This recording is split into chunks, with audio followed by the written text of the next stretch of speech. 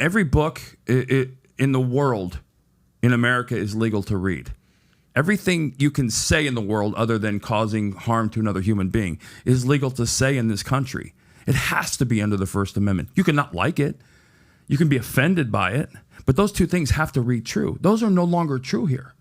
I just saw something this morning. I was reading them, and this blew me away. Apparently, Amazon, the largest seller of books in the world, has banned an enormous stable of books based on orders from the Department of Justice. That should scare the shit out of people. And you know, all the things happening to these people at the FBI showing up or investigating someone from the news media that is writing a story about Biden and all the things. It's so distant from people that are reading it, they can't translate or come to the conclusion, what if that's me? Yeah, and it started out because apparently there was an author in Russia who is one of the Alexander Dugin. Yes, the philosopher. Yes, yeah. And his books are prominent in every educated person's bookshelf because apparently he's written. I've never read anything he's written, but this gentleman went to look for them, and Tucker Carlson had mentioned that he went to look for them, and there's not one on the site. None of them are on the site. So then what the left does is, well, it's when they have this, I love this argument. Oh, it's a private company.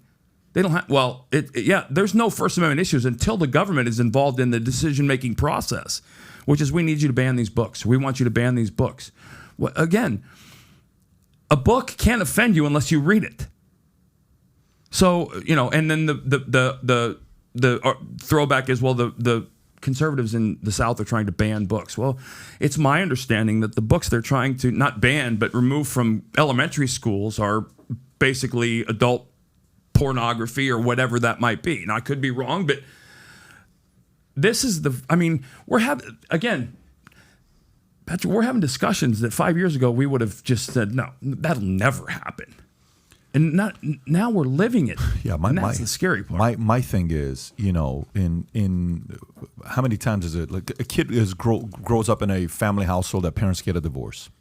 One side of the family tells you stories about the other side of the parent. Well, let me tell you who your mom was. Let me tell you who your dad was. And the kid could believe it for 5 years, sometimes 10 years, sometimes 20 years.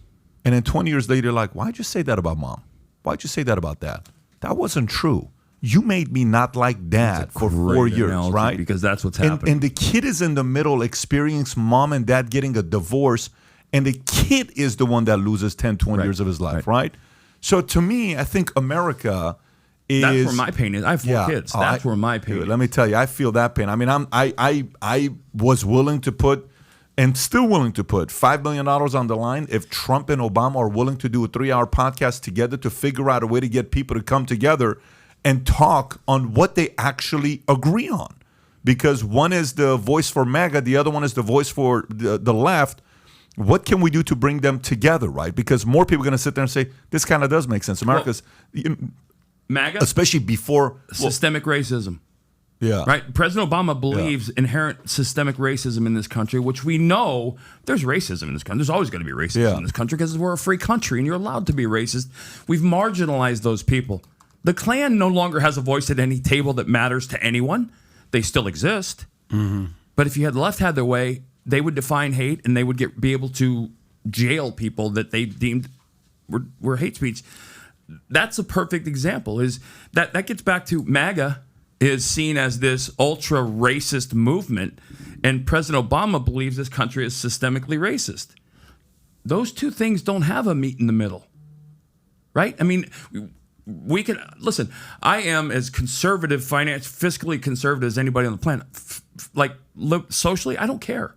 I don't care. My middle son started the LGBTQ club in high school.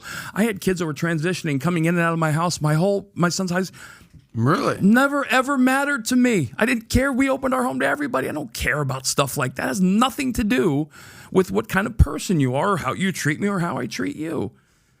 But if you if you Google me, I'm an Islamophobe, I'm a homophobe, I'm a transphobe, all the things. That's an intentional. People intentionally are out there ruining other people. So if you like this clip and you want to watch another one, click right here. And if you want to watch the entire podcast, click right here.